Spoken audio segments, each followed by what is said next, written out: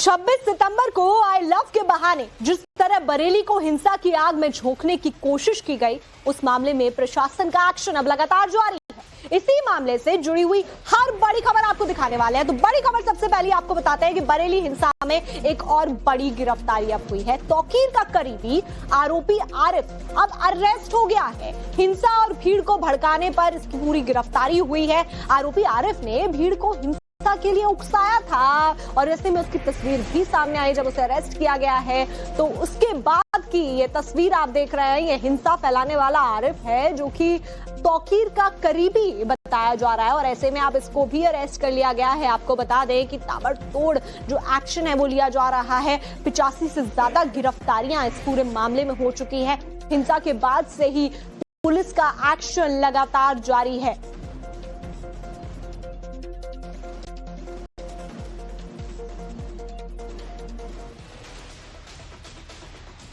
तौकीर के करीबी आरिफ के खिलाफ कार्रवाई हुई। मोहम्मद आरिफ की करोड़ों की संपत्ति भी सील कर ली गई। प्रशासन ने आरिफ की 17 दुकानों को सील कर लिया है। सीलिंग की जो प्रक्रिया है वो लगातार जारी है और ऐसे में जो बुलडोजर भी है वो भी लगातार गरजता हुआ जा रहा है। तो ऐसे में अब आरिफ की 17 दुकानों को भी सील किया गया है। ना सिर्फ गिरफ्तारी हुई है बल्कि एक तरीके से यह कहा जाए कि रीढ़ पर हमला, यानी कि आगे कभी हिमाकत नहीं कर पाएंगे कि इस तरीके की साजिश को रच सके या सोच भी सके। डर का माहौल बिल्कुल अंदर उनके कि वो कोई भी इस तरीके की गतिविधि में शामिल ना हो सके।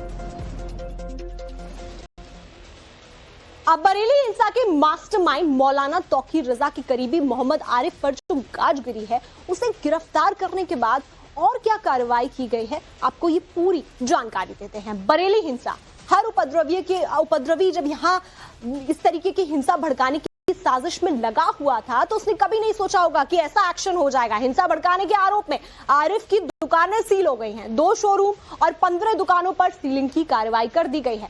अवैध पाए जाने पर दुकानों पर बुलडोजर एक्शन भी संभव है। ये भी एक बड़ा एक्शन हो सकता है। हिंसा मामले में अब तक 80 से ज्यादा गिरफ्तार किए गए हैं।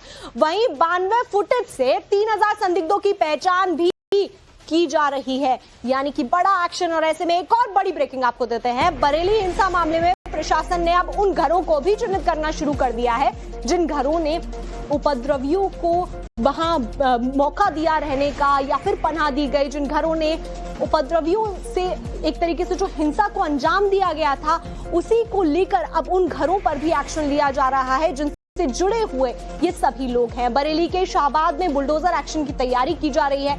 27 घरों को इसमें नोटिस दिया गया है। 15 दिनों में खाली करना होगा घर। तो ऐसे में एक बड़ा एक्शन यहां पर होता हुआ